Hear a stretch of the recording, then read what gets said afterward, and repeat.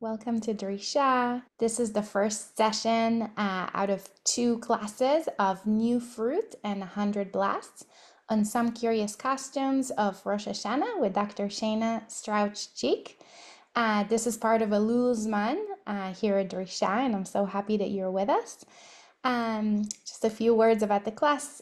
Why do we hear 100 blasts of the shofar? What's the story behind the new fruit on the second night of Rosh Hashanah? And why is there even a second night in Israel? In this two-part in-depth halakhah class, we will explore two distinctive customs of Rosh Hashanah that raise important questions about how halakhic practice develops over time and in different places. Beginning with the Talmudic sources, we will trace the evolution of each costume through the Rishonim and Aharonim, examining how practices not explicitly mandated in the Gemara became standard parts of our holiday observance. The first session today will focus on the shofar, why we sound it so many times, and how the number 100 emerged as the norm. And then I'll talk about the second session next week. One correction, we're actually going to start with the other topic first. So yeah, we're doing 2 days of Rosh Hashanah and the new fruit, and then next week we'll do shofar. So if anyone was hoping to hear about shofar tonight, I'm sorry okay. to disappoint you, but we're going to do it next week. So today we will talk about the custom of eating a new fruit on the second night of Rosh Hashanah, and including the exploration of the 2-day Yom Tov practice, even in Israel. Okay, perfect. That sounds great. We'll just also introduce our lecturer today. Dr. Shana Strauch is a lecturer in Talmud at Bar Ilan University. She has a PhD in Talmud from Bernard Revel Graduate School, Yeshiva University, and is a graduate of Stern College graduate program in Advanced Talmudic Studies. So with that, I'll just turn it to you, Dr. Strauch. Thank you so much. And thank you so much, everyone, for joining. If you're in Israel this evening, if you're in America, during your lunch break, I appreciate it. And I'm looking forward to learning together. And this week and next, what we're going to do is we're going to analyze halakhic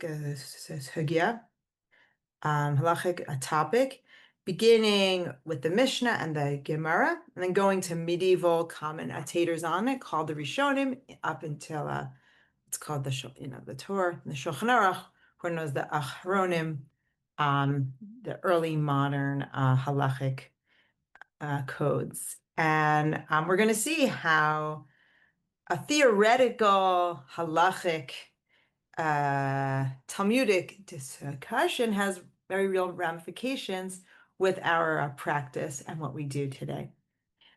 So we're starting with a topic of really, why is Rosh Hashanah different from all other holidays? And just tell you, I live in Israel. I moved to Israel, made Aliyah almost 14 years ago. And in those 14 years, I think I had a 3-day Rosh Hashanah like 20 times, maybe. I don't remember. There was like 3 years in a row where it just kept happening. And, you think you kind of escape 2-day yontivs, but for some reason, Rosh Hashanah is a 2-day holiday, even in Israel, even though all other holidays by biblical law are only 1 day. So why do we do that? Why is Rosh Hashanah so unique in this regard? So to answer this question, we are going to go back to the Mishnah and the source you have, and I'm going to share the source with you. It's a Mishnah in appropriately Tractate Rosh Hashanah, which is obviously devoted to the holiday. And the Mishnah we're going to look at in particular has to do with establishing the new month, Rosh Chodesh. Now, why would Rosh Hashanah have a discussion about establishing Rosh Chodesh, the new month? What does Rosh Hashanah do with Rosh Chodesh? Exactly. Rosh Hashanah is Rosh Chodesh Tishrei. So that's why a lot of Mishnayot in Masechet Rosh Hashanah have to do with establishing the new month. Okay, I just have to apologize for in advance, my inconsistent pronunciation of Hebrew. It's much more natural to me to pronounce things in Ashkenazis. So that's kind of my default. And then in Israel, I've had to, and being in academia, had to train myself otherwise, but it's very unnatural to me. So I'm just gonna, can we do Ashkenazis? Is that good for everyone? Okay, good. Okay, so before we talk this mission, there's just one thing I want to make clear. And that is how the new months is established. Now, everyone might know, how did the new month, each month, how was it established in the old days? This is what much of the Mishnayot deal with. Nowadays, we have a calendar, if you're in Israel, get in this supermarket, and you can see when the months are. So we know in advance, for years and years in advance, you can plan when your kids' bar and bat mitzvahs are because you have a calendar. But that's not the way it was done in the old days. Before the calendar was established, it would be determined by witnesses seeing the new month, the new moon, the new sliver of the moon. Now, there's no real mystery as to how long a month is. I mean, it's not like suddenly in the middle of the month, someone's going to see a new moon. It happens every certain number of days. So what is the necessity of having two witnesses testify that they see the new moon? So the issue is, does anyone know? So I'm going to share my not very Is it fancy. lachem? So Sorry, some yeah. months are 29 days and some months are 30 days. Exactly. So Exactly. sometimes we It's have 2 that. days Rosh Chodesh and sometimes we have 1 day Exactly. Rosh Chodesh. Exactly. It's that you can either see the new moon on the night following day 29, which is really here, like, the night following day 29, which is day 30, because, in Judaism, we count the day at night. Or the new moon could be the night following day 30, meaning night 31. So that's what you need a witness for. Did the witnesses see the new moon after only 29 days? In which case it would be, so if Rosh Chodesh is here, then that would make it what's called a Chodesh Chaser, meaning the month has 29 days, and that makes it, month has 29 days, and it's we call that a Chodesh Chaser, okay, because it doesn't have 30 days in it. Alternatively, if they were to see the new moon here, then meaning the night of the 31st, the night following day 31, that would mean the month has, so now the month has 29, it has 30 days, and that's a Chodesh Maleh. So the new witnesses would testify if they see the new moon here. And then the high court in the temple, when there was still a temple, would establish, okay, night 30 is Rosh Chodesh, day 30 is Rosh Chodesh. And they would establish it as being a 29-day month. If witnesses didn't come, obviously, then it's, the new moon's going to be on the night of 31, and then the new month is automatically sanctified. The Rosh HaChodesh is automatically on day 31. Whether they announce it in the Beit Din, that is a machloket. It's a debate, okay? So that is the background to our Mishnah that we're going to do. So now we're going, with all that information, we're now going to look at the Mishnah. So let me open it up. Okay, well, I'll read for this one, and then if someone wants to read the next one. Barishona, hayimekabim edus hachodesh kol hayom. Okay, let's go back to our chart.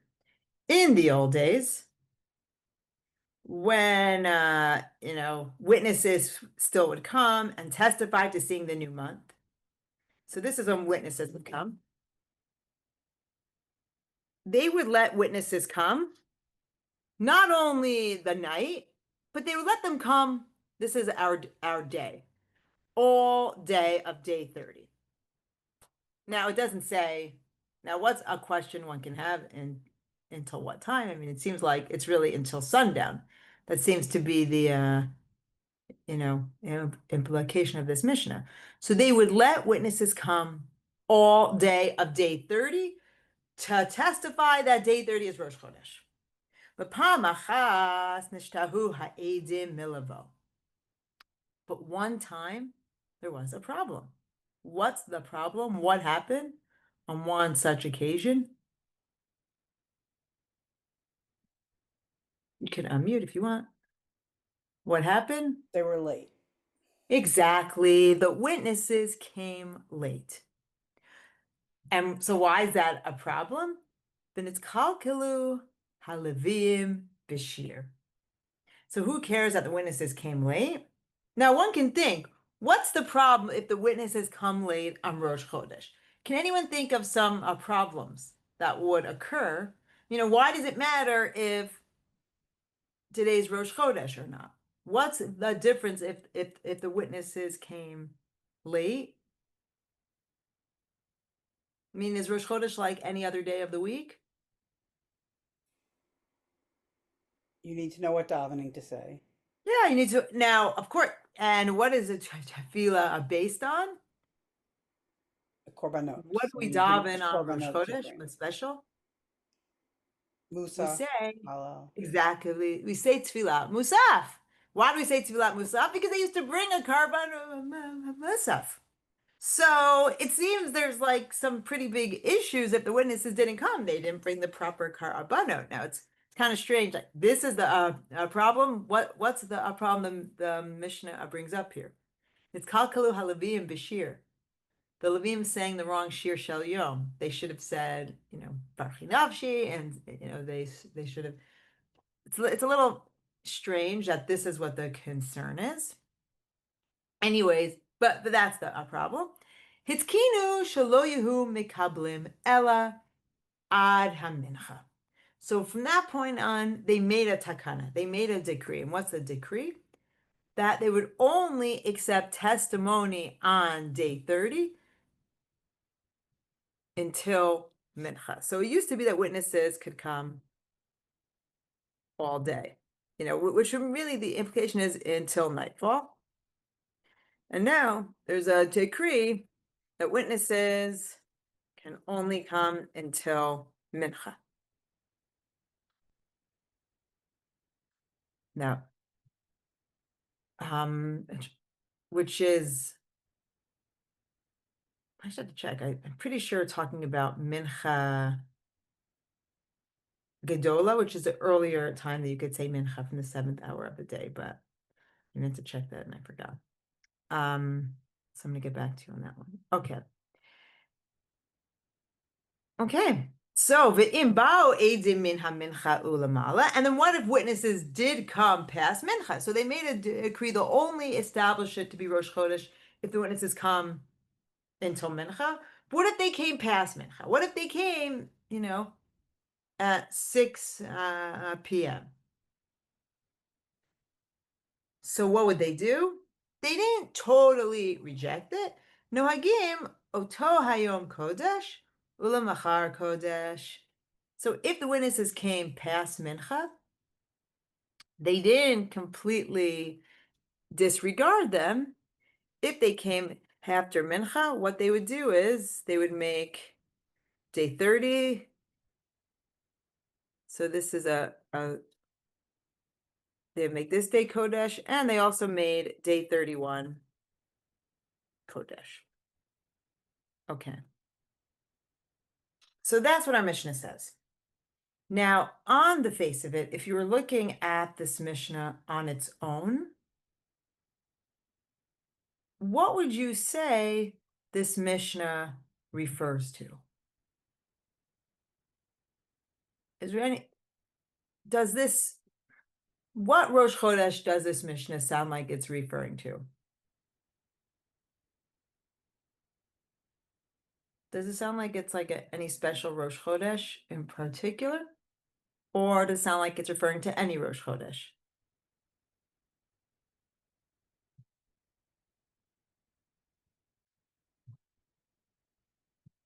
Any thoughts about it? Sounds like your average Rosh Chodesh. Right. This sounds like it's referring to any Rosh Chodesh. And the concern, Shir Shal Yom, okay, I mean that, or the songs that the Levim sing now, that could be the songs that they sang while the Karbanet were being brought. But that's any Rosh Chodesh. On its own, that's what this Mishnah sounds like. And yet, when we look to the medieval commentary of Rashi, Rav Shlomo Yitzchaki, he says 3 words here in the beginning of his parish. He writes, Rosh Hashanah Ka'i. This Mishnah is not referring to any Rosh Chodesh of the whole year. This Mishnah is referring to one specific Rosh Chodesh, and that is Rosh Hashanah. And at least in the Mishnah, what evidence does he have from the Mishnah? What is this Dibur Hamatchil? What word from the Mishnah makes it seem like this might be more than just a regular Rosh Chodesh? This key word here seems to be the fact that it refers to these days as Kodesh, holy. Rosh Chodesh is not a holy day. A Kodesh, holy, has the implication of a day which we treat as special, has an Isser Malachah, you're not allowed to perform labor, and it has special things to it. A Kiddush, sanctifying the day. And that would not apply to a regular Rosh Chodesh. So that's one, it seems to be a clue for Rashi that this is not talking about any Rosh Chodesh. And so now Rashi plugs this all in. He now tells us what our Mishnah means in this new light, that it's not talking about any Rosh Chodesh, but it's talking about Rosh Hashanah in particular. He writes, Dimishachashcha lele esrim b'tisha. Once night at 29, meaning the night after day 29, meaning day 30, when that comes, when the 30th of Elul comes, Nahagu Bo Kodesh. They would automatically start to treat that day like a Yom Tov, like a holiday. So here we are not just talking about we are talking about Rosh Chodesh Tishrei, and this is Rosh Hashanah. Okay, so what would they do on Rosh Chodesh Tishrei? They would start to treat it like a holy day. Okay, why would they treat it like a holy day? So Rashi explains. Let me go back to the sources.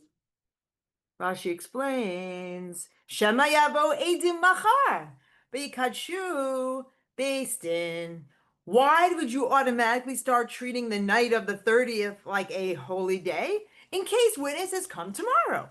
Maybe a witness lives in Beit Shemesh. It's only 30 minutes from Jerusalem by car when there's no traffic. But before there were cars, that would have taken many, many, many hours.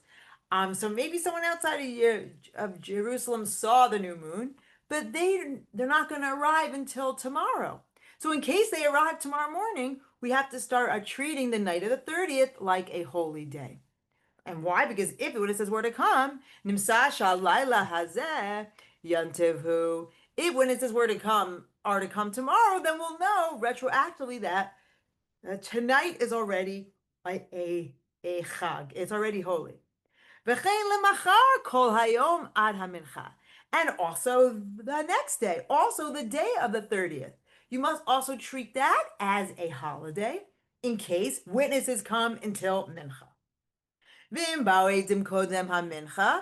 if witnesses do indeed come before mincha, Beis Din mikadshim et hachodesh. Great.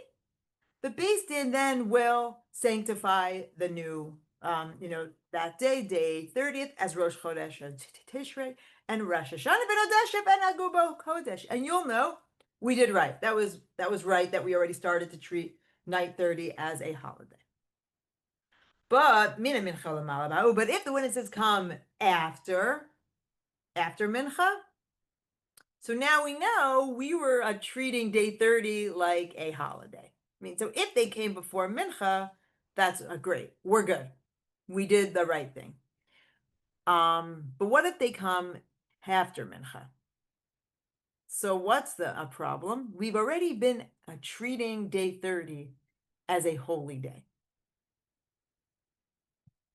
So what would happen if the basin said, oh, wait, guys, everyone's sorry, false alarm. Take out your phones. You can drive now and do whatever you want to do.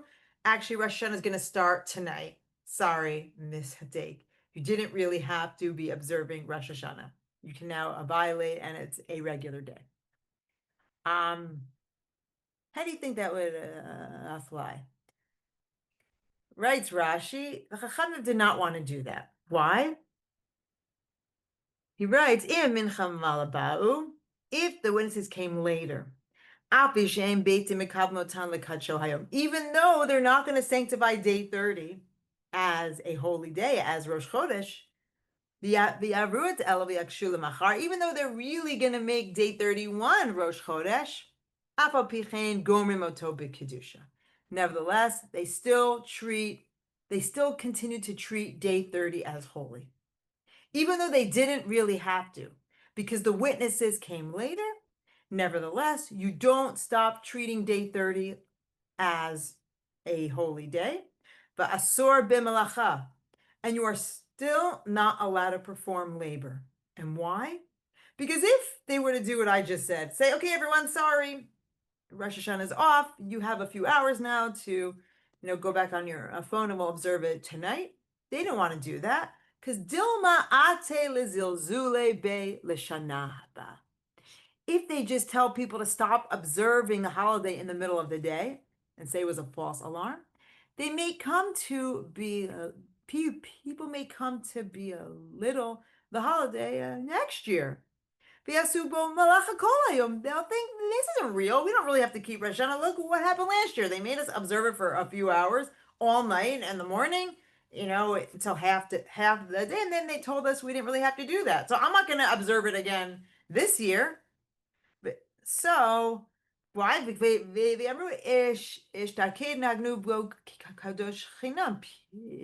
will say we observed the holiday for nothing.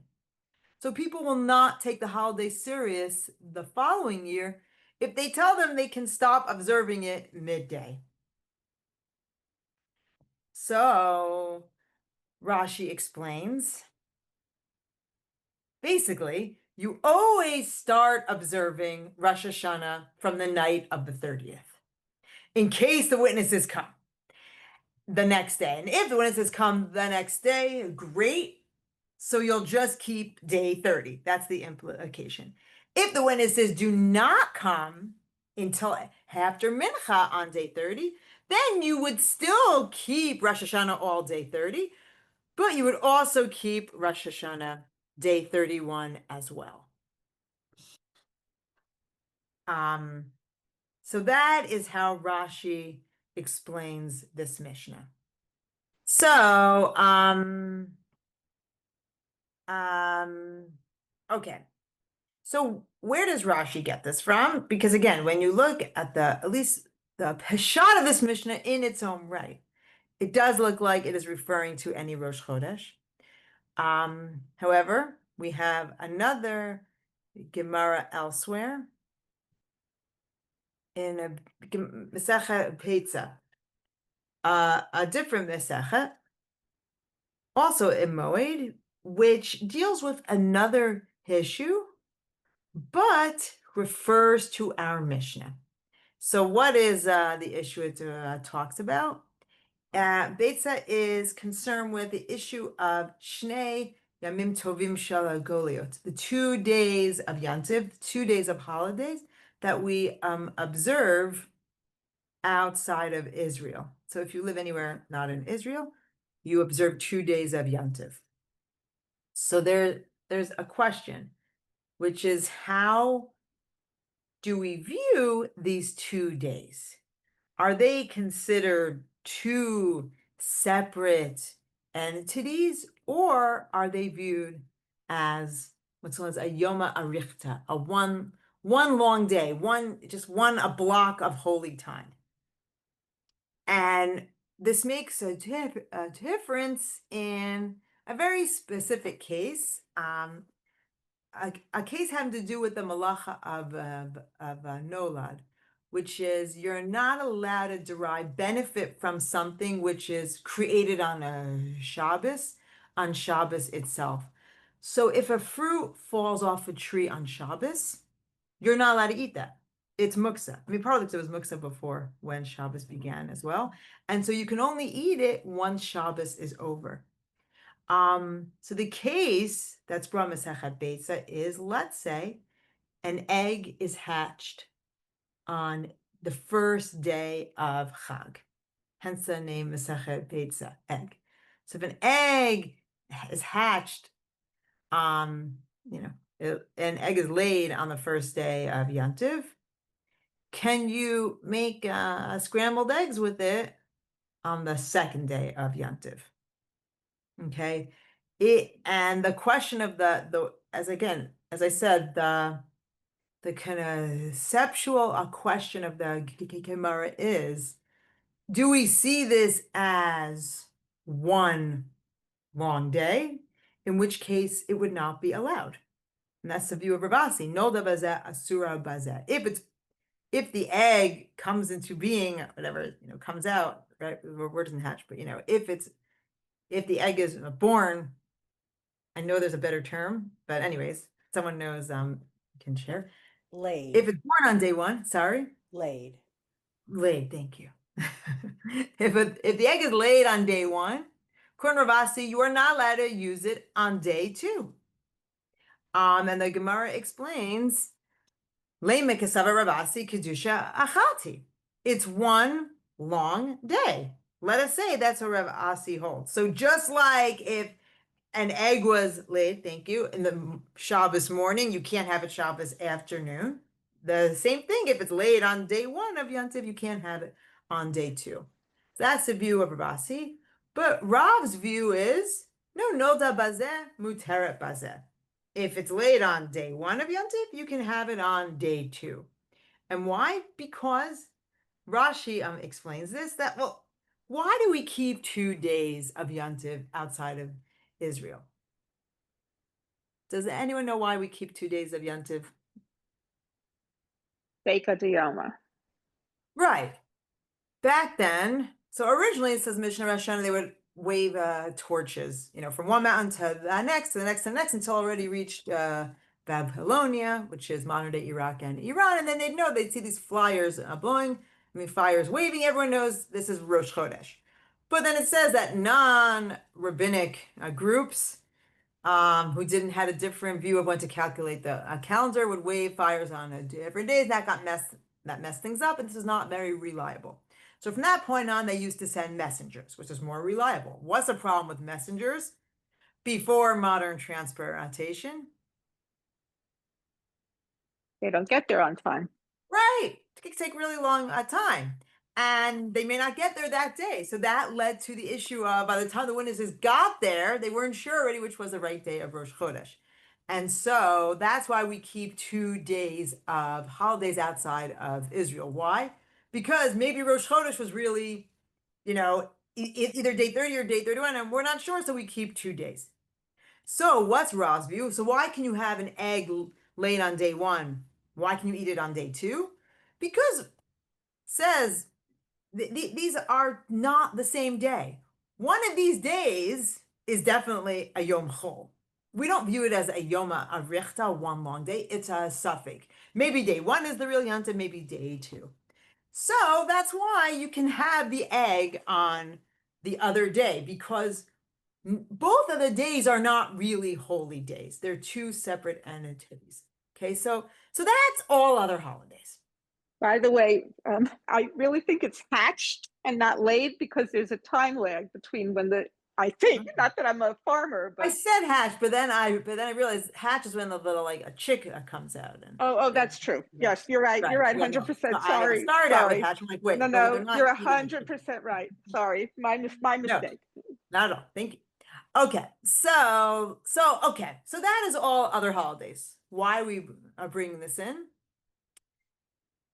Says the Gemara, There's a machloket about all other holidays. However, Itzmar, it was said, Shnei Yamim Tovim Shal Rosh Hashanah, but the 2 days of Rosh Hashanah. Rav Shmuel de Amrei Tarviyahu, Rav and Shmuel both say, Nol de Bazeh, Asura Bazeh. There's no machloket when it comes to Rosh Hashanah. Everyone agrees that if an egg is laying on the first day of Rosh Hashanah, you are not allowed to have this egg the second day of Rosh Hashanah, meaning these are not 2 separate days. We view it as Kedusha Achat.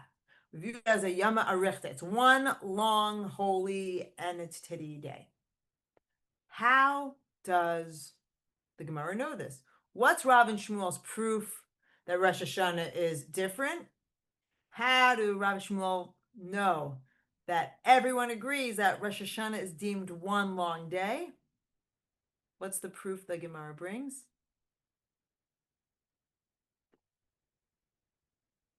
Because they accepted the Edut all day. Yeah, meaning our Mishnah. Our Mishnah is the proof that Rosh Hashanah is different. Our Mishnah, which talks about originally, they would accept witnesses all day, but one time the witnesses were late. So from that point on, they would only accept witnesses until Mincha, but they would still keep 30 and 31 as holy. So what does this tell you how Masechet Beisa views our Mishnah? It's not just any Rosh Chodesh. Our Mishnah is referring to Rosh Hashanah. And when it said, no, I give Oto Hayom Kodesh, Ulamachar Kodesh, it's not talking about Rosh Chodesh, treating it special and bringing the Karban Musaf. No, it's talking about Rosh Hashanah. The fact that they treated both day 30 as Rosh Hashanah and day 31 as Rosh Hashanah, that's how the Gemara here explains, Rav and Shmuel, that Rosh Hashanah, the 2 days are not 2 separate days. They're not 2 entities. It's one long day. There's so much that can be said more about this Gemara. Dr. And Schick, actually, what about the fact that we actually do Rosh Hashanah on what would be 31 and 32 or 30? It's not like a 2-day Rosh Chodesh. It's the first and the second of the month. it's the first and the second of the month. Is it? Isn't it 30 and 1? It's 1 and 2. We do it wrong. We do it on the first day of Tishrei because Elul in our calendar only has 29 days. It always has 29 So days. it's like 30 and 31, but we call it 1 and 2. Yeah. Or Ke'ilu being, observing the 2 We're not days. doing it right. Not only were you doing that wrong. Well, once the calendar was calculated, they set things, the days of the month. I mean, they established the months. It's interesting. That's a really good point. Thank you for asking that, and thank you for answering. Can I just say something else and just add something else in there? Rashi, the way Rashi explains the Mishnah, I think the simple shot of the Mishnah is that sometimes Rosh Hashanah will be 1 day, and sometimes Rosh Hashanah will be 2 days. Yeah. Right? Yeah, if absolutely. the witnesses came earlier in the day, then you didn't Then need to sit the next day for Rosh Hashanah. Mhm. But by the Yeah. time you get to the Bavli, Rosh Hashanah is always 2 days.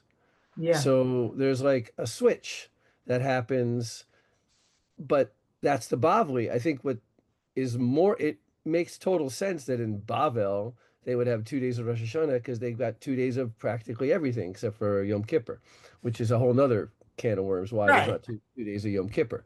But in Eretz Yisrael, they shouldn't be having 2 days. They should at most there have there tentatively would be 2 days according to or Rashi, 1 day. They there shouldn't would have be always 2 days. Yeah. Yeah, according to, or at least when the Beit HaMikdash still stood, or when they still determined the new month based on witnesses.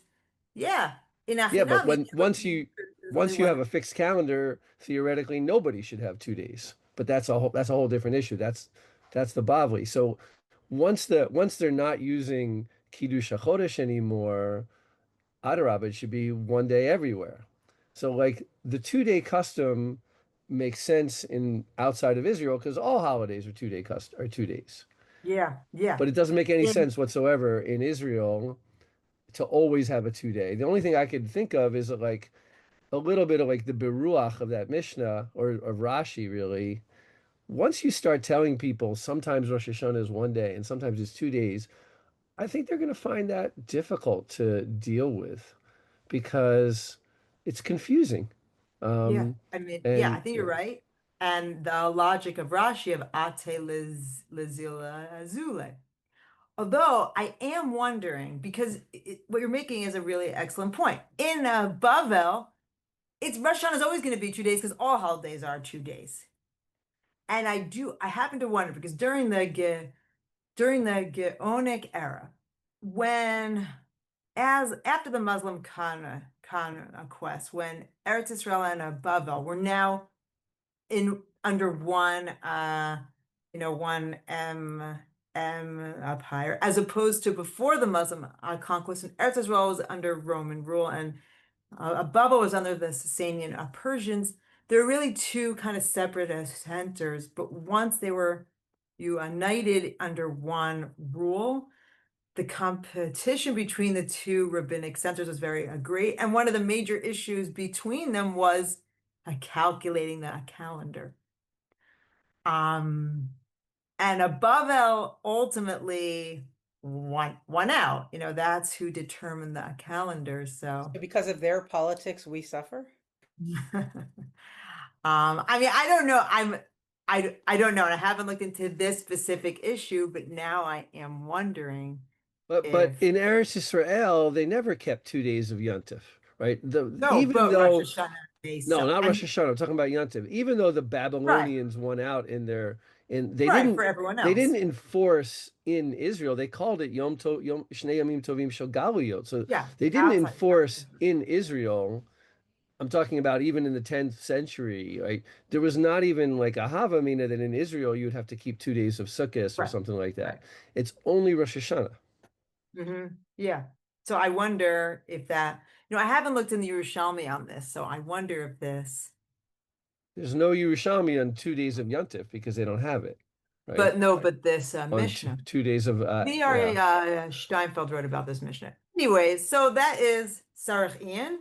We'll leave that. But our halakhah is based on the Bavli.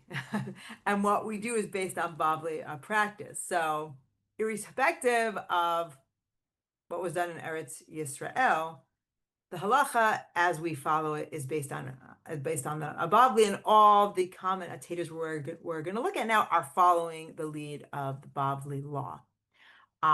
So we see from the Gemara in Peitza that the Bavli understands our Gemara in Rosh Hashanah as referring to Rosh Hashanah. It's seeing not only, right, I mean, as Rashi says, it seems like in the Mishnah they wouldn't always observe 2 days of Rosh Hashanah, but they sometimes did, but that then became they always do, and then that became not only are we observing 2 days of Rosh Hashanah, but we even treat these like a Yoma Arichta. Although, okay, I don't want to get sidetracked. You could say in a Beitza, it's not that you always observe 2 days of Rosh Hashanah, but it's that when there is 2 days of Rosh Hashanah, how do you view those days? I mean, you could read that. The Shnei Yamim Tovim Shel Rosh Hashanah, when you have Shnei Yamim Tovim Shel Rosh Hashanah. I mean, maybe you could read that, but it doesn't matter. Either way, we see that the 2 days of that there are 2 days of Rosh Hashanah, and we see why. Because maybe the witnesses will come, and if they don't come, we don't want people to denigrate, holidays by thinking you can keep it half a day, then just stop. So they would keep 2 days of Rosh Hashanah, and those 2 days become a Yoma Arichta, a long day. But the question is, how does this Mishnah teach us that Rosh Hashanah is unique and it's a Yoma Arichta? Why are the 2 days of Rosh Hashanah considered one lump of holiness as opposed to 2 separate entities like other holidays are? And how does our Mishnah prove that it's looked at as one holy lump, basically? This is a question that's asked by one of the Babylonian Gaonim, Reb Naturai Gaon. And he asked us a question. Why is Rosh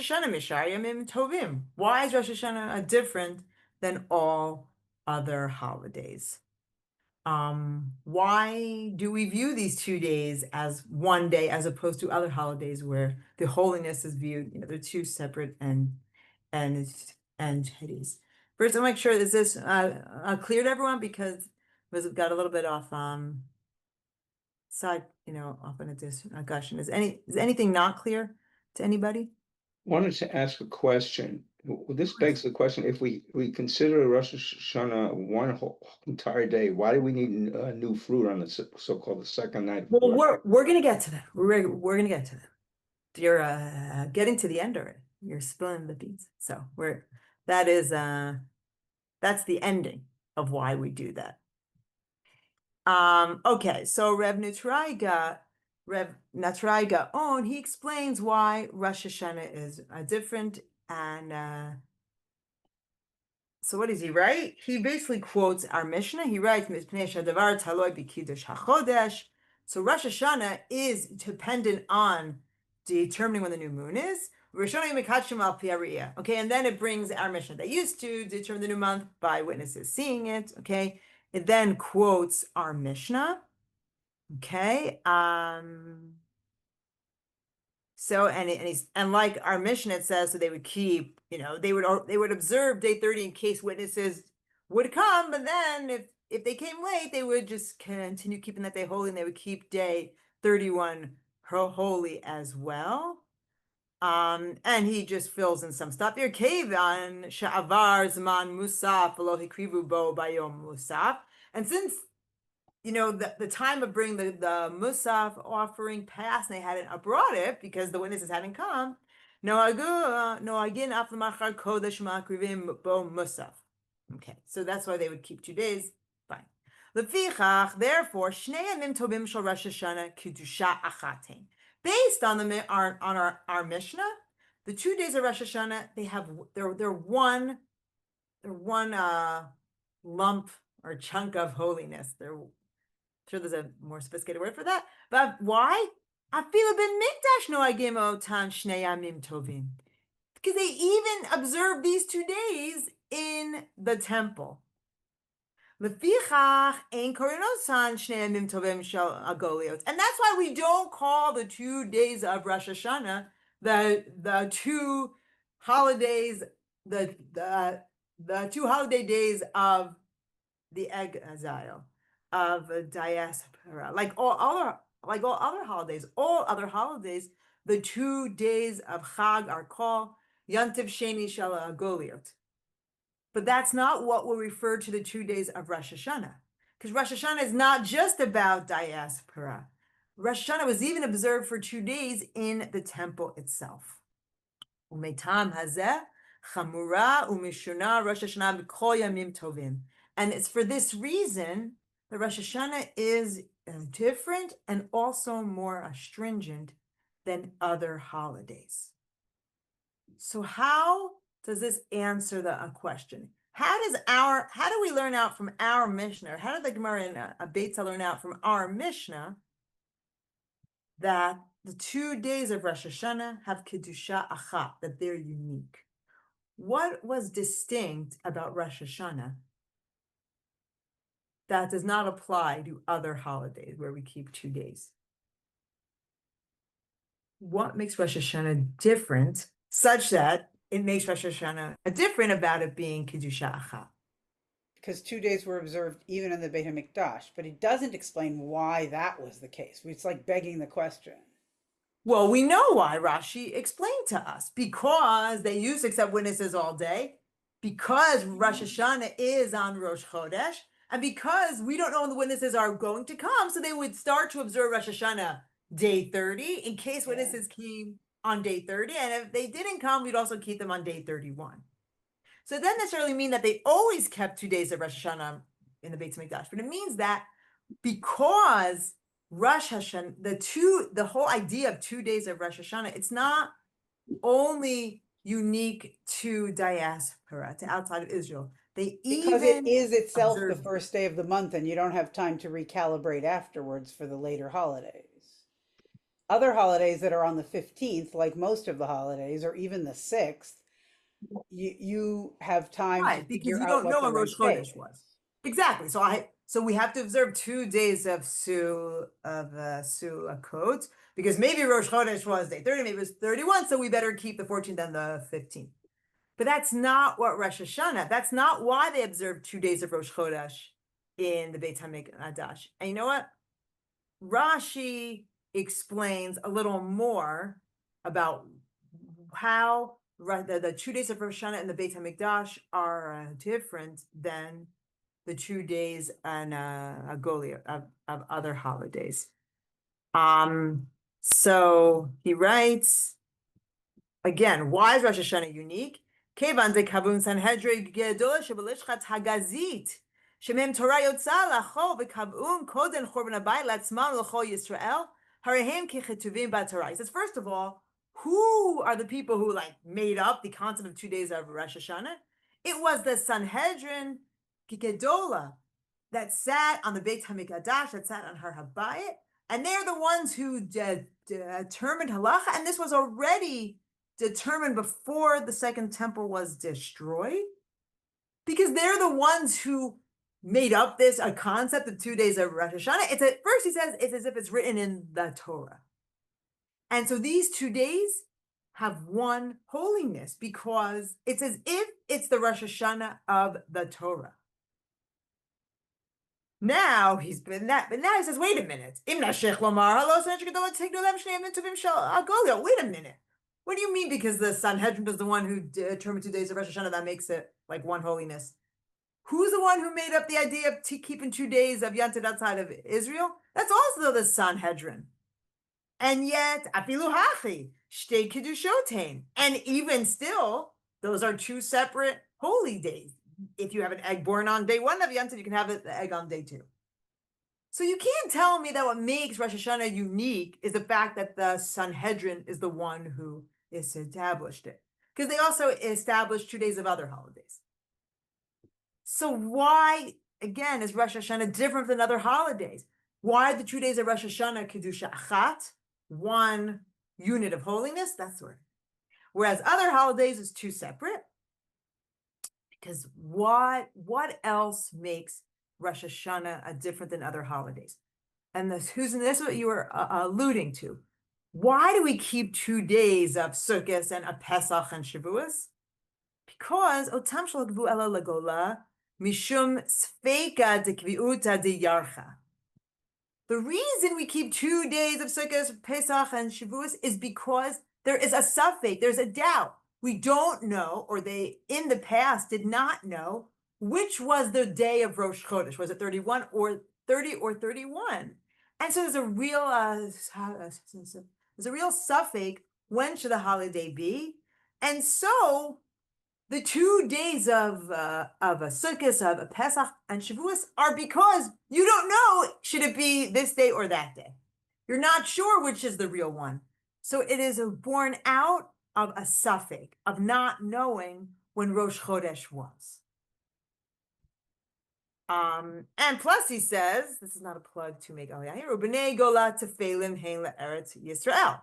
Even though the Sanhedrin established this, it was not established in Israel. It was only established for all the Jews outside of Israel. And a takana made for the Jews outside of Israel, that is tafel, that's secondary to the Jews of Israel. And because Jews of Israel kept 1 day of Pesach and Shavuos and Sukkot, that's what determines it. And therefore, not say Kemoshalo Pashat Yisrael Barov Hakal. So it's as if this takana, this decree, did not spread over all of Israel, which would make it a law applicable to everyone. And he's also saying it would make these 2 days as if it's written in the Torah and one holiness. Fine. So the 2 days of Yom Tov, all other holidays, it's born out of a doubt. You don't know which is the right day, which is the real day. That's 14 days from Rosh Chodesh. Aval Shnei Yamim Tovim Shel Rosh Hashanah. But what's different about the 2 days of Rosh Hashanah? Was it born out of a doubt?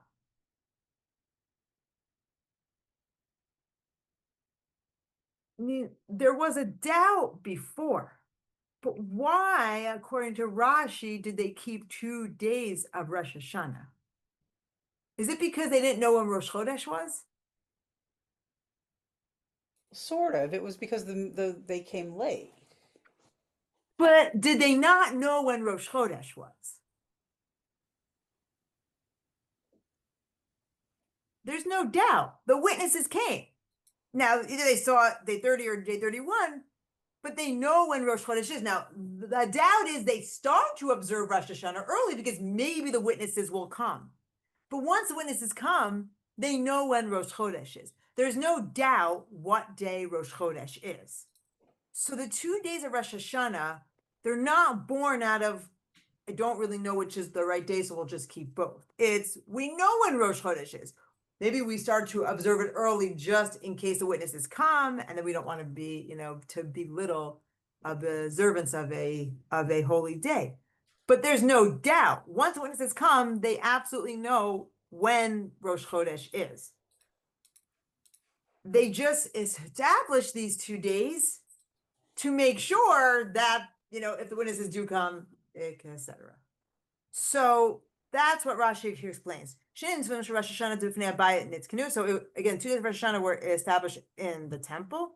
Yisrael. Okay, and because established in the temple in Israel, it then applies to Jews all over the world. Because established in the temple, the zip it was already given at Mount Sinai. And why do they have one level of holiness? Because they weren't established because of a doubt. They were experts in when the new month was. They knew in the temple when the new month was. And they know when the witnesses came. So the 2 days of Rosh Hashanah, they're not a result of not knowing precisely when Rosh Chodesh is. It's giving us space for either of the 2 days to be Rosh Chodesh. But once the witnesses... Doesn't Rashi doesn't he contradict himself? If they know when, I mean, it's like, at its core, it just makes no sense, because if they're bikin b'kviya diarcha, if they know when the month is, so then you wouldn't have any problem with knowing Rosh Hashanah is in the first place. And the whole Mishnah assumes that we don't know when. I think that it doesn't mean that they know when the new month is going to be. It just means they're very good. Right. Only under those particular circumstances. Yeah, meaning right? I think look, I understand. There's still a suffix, is what I'm just trying to say. There's always maybe I'm reading into suffix. it, but they're a bit. I think what it means by akim, I didn't think it mean they know when the new month is going to be. I mean, maybe they did, but it's that once the witnesses come, then they know, as opposed to outside of Israel where they have to wait for messengers and therefore they're not sure. In the temple, since that's where the witnesses come and to testify, and that's where they determine the new month, they know precisely when Rosh Chodesh is based on the coming of the witnesses. That's what I thought it meant, but maybe because I wanted to. It's strange because in the Talmud, Bikiye B'Kviya Diarche means that you have a set calendar already. Right. But if Rashi means that, then he knows that they didn't have a set calendar.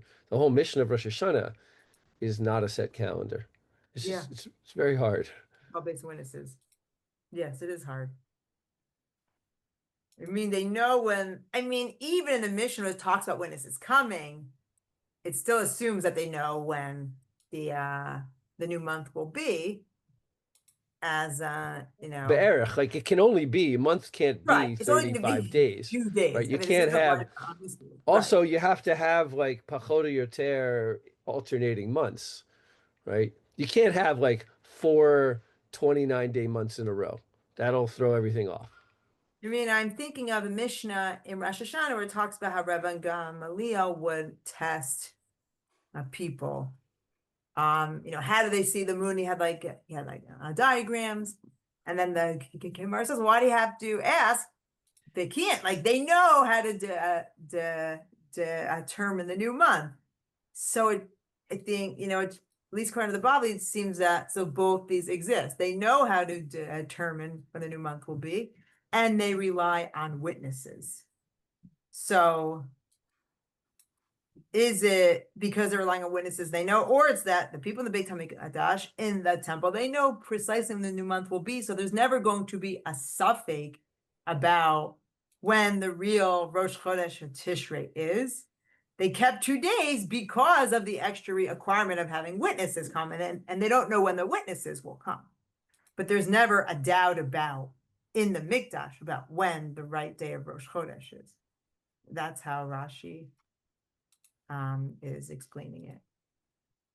Anyways, that is how, at least, these very early medieval commentators are understanding how we view, how Rosh Hashanah came to be thought of as a different. Now, okay, so whether Rosh Hashanah is viewed as 1 day or 2 days, okay, great. So that will ramify if you have an egg a hen who lays eggs. Some people that would be an issue for.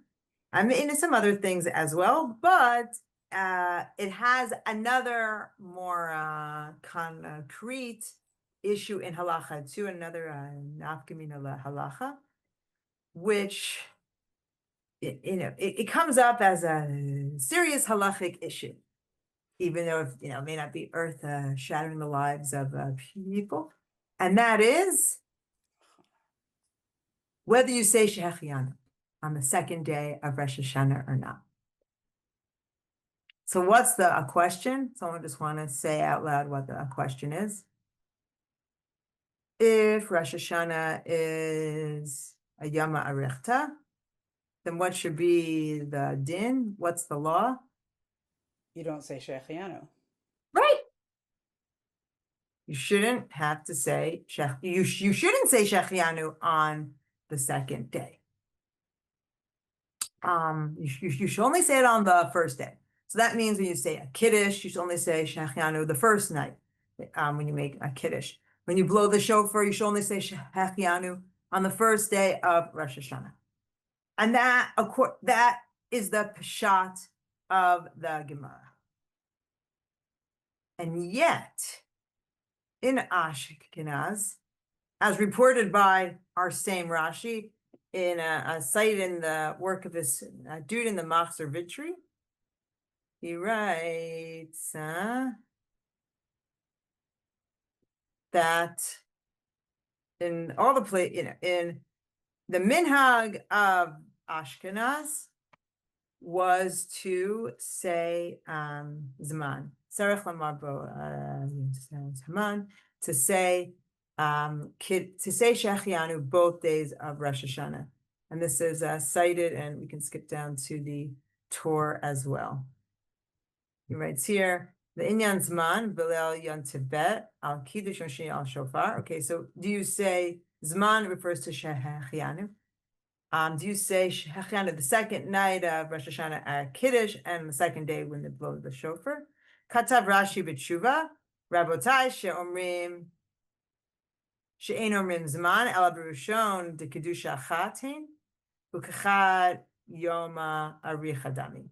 So there are Rabosai. My teacher said that you don't say Shechianu except for the first day of Rosh Hashanah, because Rosh Hashanah is one unit of holiness. It's like one long day. Avani Omer, but I, Rashi, say shetzarich lomar zman. I think you do have to say Shechianu on the second day. V'chein nohagim bimkomenu v'chol mekomot she'avarti. And that is the custom in all of our places, meaning, talking about medieval Ashkenaz, which is northern France and Germany. And that is the practice of every place I have been in. Bein chiluk, bein Yom Tov shel Rosh Hashanah, l'shar Yom Tov shel Goliot. And there is no difference between Rosh Hashanah and other holidays in this regard. Hey, what about our Gemara in Abates? I would say straight out that you can't have an egg laid on day 1 of Shana on day 2. So he gets out of that. There's no difference. Ela le'inyan ha'beitza. It's just a different with regard to an egg. U'mechubar le'sor shel zeh bazeh. And something that's attached to the ground. So if an apple falls from the tree on day 1, you can't have it on day 2.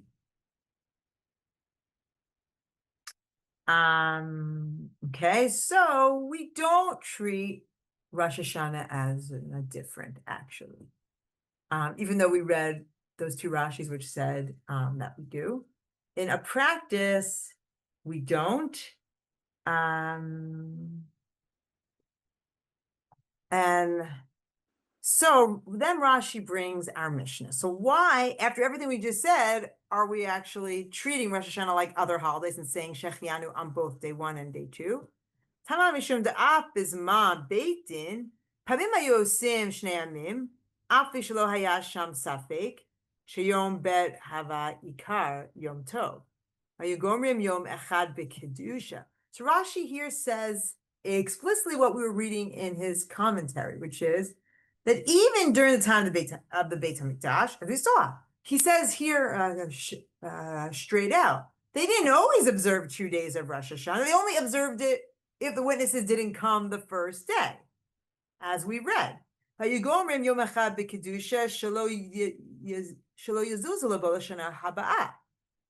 they only kept 2 days. Really, if the witnesses didn't come, then really day 31 would be Rosh Hashanah.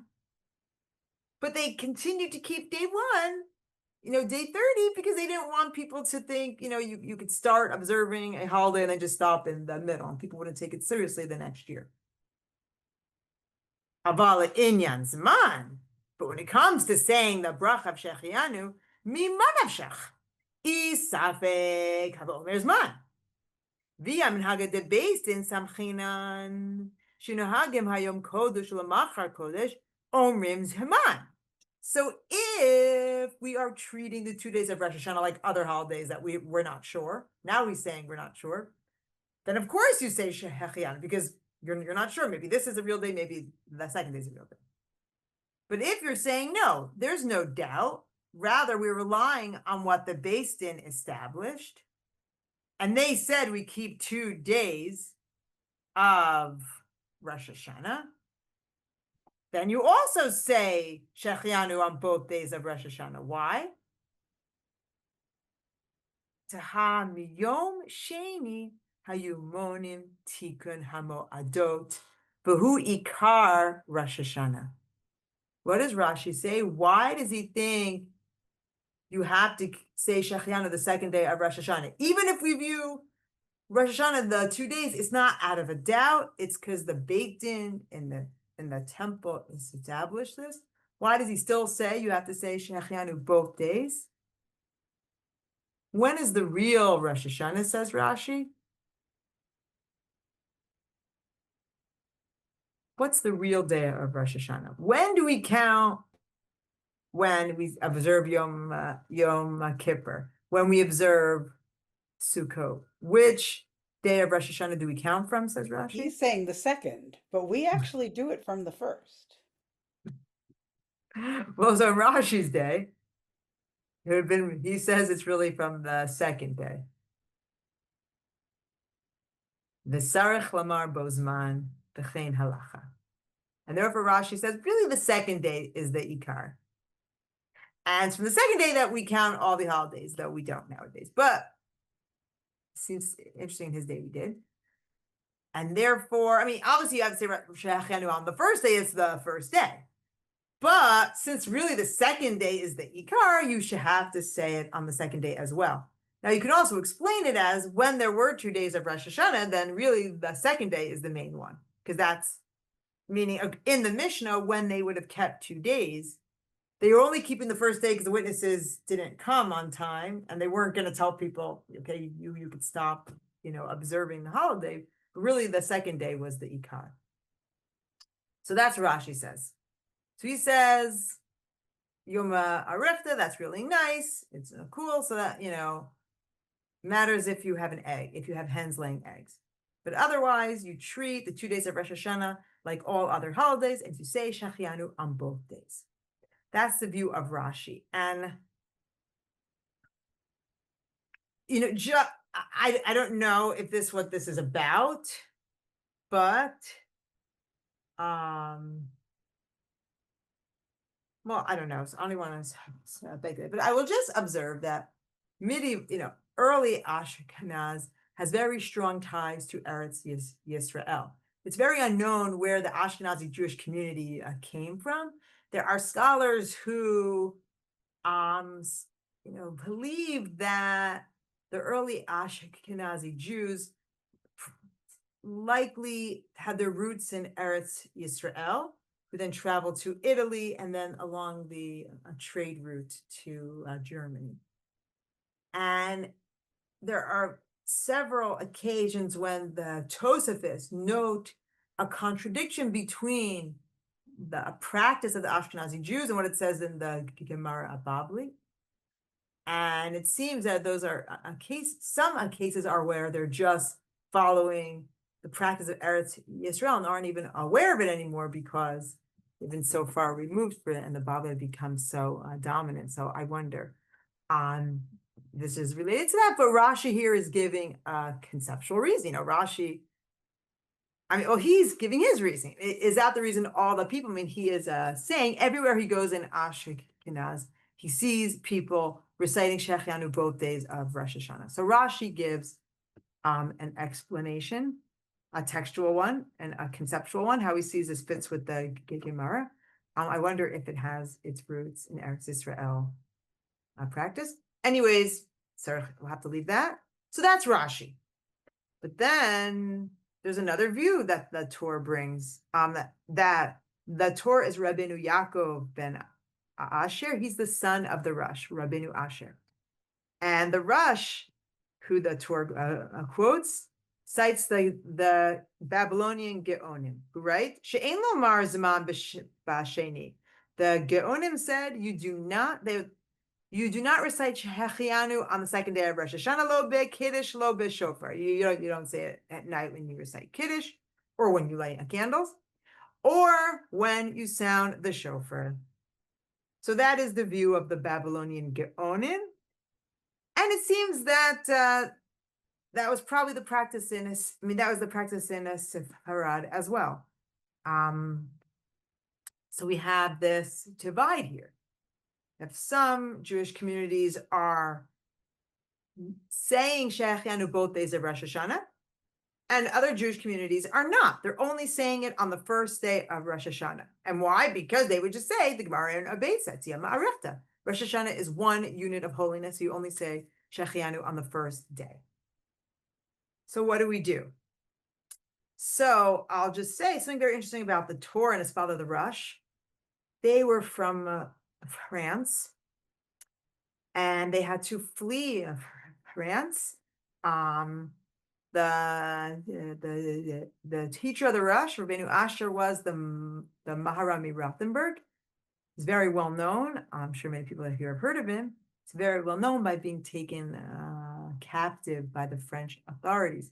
And there's a very famous story that circulates about him, that he told the community not to ransom him because he did not want to, set a precedent that they would pay so much. And then the authorities would say, oh, it's really great. We kidnap Jews, take them hostage, and then they give a lot of money. So it's very interesting about that story, though it's very well known. Its first appearance is actually only 100 years after he lived, in the Yam Shel Shlomo. We have Shlomo Mehaluria. And it's probably, Asimcha'i Manuel, he writes, it's probably based on a story that the Ramban writes about an unnamed person who said not to ransom him after his death. After his death, he didn't want the community to pay too much to free his body. But there's no evidence of the Maharam saying this in his own life. And in fact, the Rosh, his student, was actually quite wealthy. And he did try to pay whatever he could to free his teacher, to no avail. And he eventually had to flee France, where he went to Spain. Why do I bring this up? obviously, some relevance. But also, what's so interesting about the Rosh then? The Rosh is the last of the Tosafos, of the Ashkenaz Tosafos. So he is a figure who encounters both Ashkenaz halakhah and a practice and learning and tradition, as well as Sephardi halakhah, practice, tradition, and learning. And when his son, Rabbeinu Yaakov, who, by the way, apparently he was like one of the more quiet of his sons, so you never know. When his son writes this codex of halakhah, who does he bring in? He brings in all the different views of Ashkenaz and Sepharad to try to have a more unified practice, because there were all these different customs going on. And this is a very beautiful example of that, because the Torah here cites these conflicting practices. We have Rashi, who's saying wherever he goes, and that's Ashkenaz, they are reciting Shechianu both days of Rosh Hashanah. Then he also brings, but there's another practice, which is first, cited by the Geonim, who says, no, there's Kedusha Echad. So you only say Shechianu on the first day. So what do? So the Torah cites his father, he comes up with a nice solution to fulfill all opinions. We're not going to pick one over the other. Let's try to follow both. So what does he say to do? So now we get to mention it on Michael's point. Tov sheikach adam pri chadash v'yenachena lefanav v'yivarech shehechianu v'yeh da'ato gam al hapri v'yatzeh yedei safek. So what should you do? Some people say you don't say shechanu. Some people say you do. So I have a solution, he says, or says his father, the Rosh. Take a new fruit that you would have to say a shechianu on, and put it there on your table. And that way you can make your shechianu when you say a kiddush. And when you say shechianu, have your kavana, you should be thinking about this new fruit as well. Why? In case we follow the Geonim and you don't have to say shechianu 2 days of Rosh Hashanah, okay. You got your fruit, and that fruit is what gives you the excuse to say shechianu. And in case we follow Rashi, you have to say shechianu. Well, we're fine, because we're saying shechianu. And everyone's happy. Shalom al Yisrael. And now he actually notes, Chenaya noheg haramosha mi Rottenberg. And that was actually the practice of the Rosh's teacher, the Maharam mi Rottenberg. So this isn't just a case where he's encountering Ashkenaz and Sepharad, but we already see that his Rebbe was already doing this practice as well, to try to be Yotzei both opinions. And so that gets to your question you asked before, Michael. Why do we have a new fruit? Because it all comes back to this halakhic issue of, okay, so we see there's this concept of keeping the days of Rosh Hashanah, as the Gemara in Abetza understands our Mishnah in Rosh Hashanah. And then, even though the Gemara in Abetza refers to the 2 days of Rosh Hashanah as Kedusha Achat, as one unit of holiness, we see that post-Talmudic commentators or our practices debate, does that apply to all aspects of Rosh Hashanah, that we view it as one unit of holiness? And therefore, we'd only have to say Shechanu on the first day, but not the second, per the Geonim? Or was Gemara in Abetza, at least the way Rashi here explains it, limited to the issue of Nolad alone? I mean, it's only about an egg that's laid, or fruit that was originally attached from the ground and we can detach from the ground. But according to at least the way Rashi explained this, it is not an issue which defines the 2 days of Rosh Hashanah. And he says, in essence, the 2 days of Rosh Hashanah are not one unit of holiness. They're 2 separate days, says Rashi. They're like all other holidays. And therefore, that is why Rashi says Jews throughout Ashkenaz were making Shechianu both days of Rosh Hashanah. So these 2 different ways to read the Gemara, or two different practices that emerged due to these 2 days of Rosh Hashanah in the Mishnah, is what gave rise to what we ultimately do today, our practice of having a new fruit. So we can look at this new fruit not only as a solution to a very kind of technical halakhic issue, but I think there may be a nicer message that we can glean from this as well. And I know it's said so much to the extent that it sounds trite, but it really is true that we are best when we are united, when we respect each other, and when we can realize that we're all on the same team, even if we have different ways of playing. So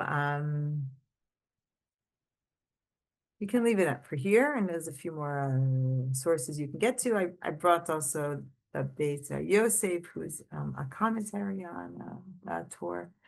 But I want to leave time if anyone has any questions, and